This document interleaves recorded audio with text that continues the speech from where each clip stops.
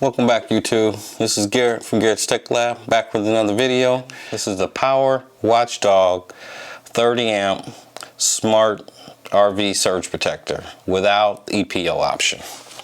Cue that intro. Audio Jungle.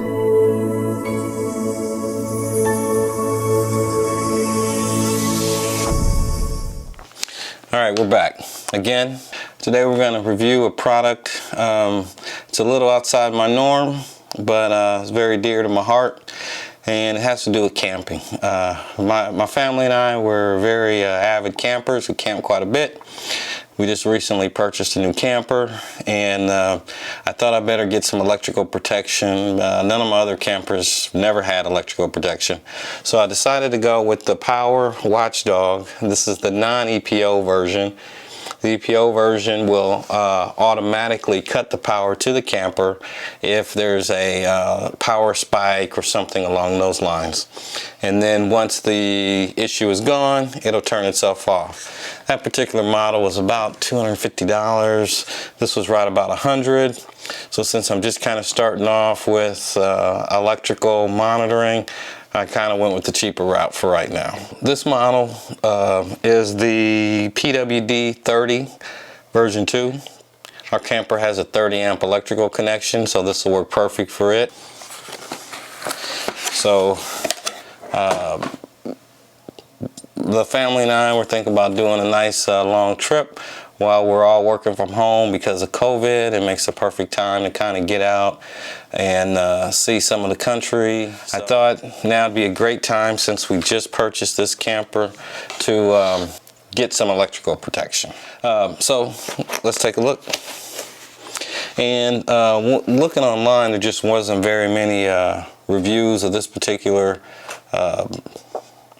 surge protector, so I thought I'd do one. This is the guy right here, and it's a big beefy old dude. Nothing else in the box. In this particular package, we've got the directions and the warranty card. Who reads directions, right? So, looking at this guy, he's got 3 lights right across the top, or across the bottom actually. All 3 green means power's on, power's good.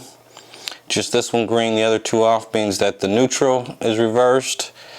2 green and this off means it has an open ground. Red 2 green means there's a problem with the neutral. No lights means no power. Very simple. So we're going to go over setting up the smart app. That's why I got my iPad over here. And we're also going to kind of talk about the construction of this, which it seems like it's built like a tank.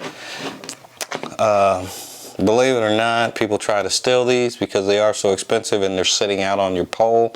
So they've got a collar here that you can hook one of those wired bicycle type combination lock or locks on here, so you can kind of secure this to the post, so if you go away from the camper, you don't come back and this guy's missing. All right, so let's plug this dude up and see how it looks. So what I've got here is I've got a pigtail that goes from 110 to the 30 amp that we can use for testing. So when you plug this guy in, luckily for me, we've got all 3 green lights, and this here lets you know it's on. That's really about it to it. So let's switch over and fire up the tablet and configure the app. All right, so as you can see, this is the Power Watchdog app here on the iPad. We're going to select that. And currently there is no device, so we are going to scan in this UPC code right here with the tablet. We come over to settings, add a device, and immediately you get the box so that you can scan the code, and I'm completely dyslexic and can't see the code at all. All right, once you've got the code added in, kind of goes by the MAC address. So I'm gonna give it a name, Cherokee, click OK, and we're gonna do a scan. So right now I'm gonna select Cherokee, confirm, and as you can see, we're connected. You've got your current power, how many watts you're pulling, how many volts, and your amperage. Now, because this isn't hooked up, you're not going to see any draws right now, but we will be able to see this from the camper.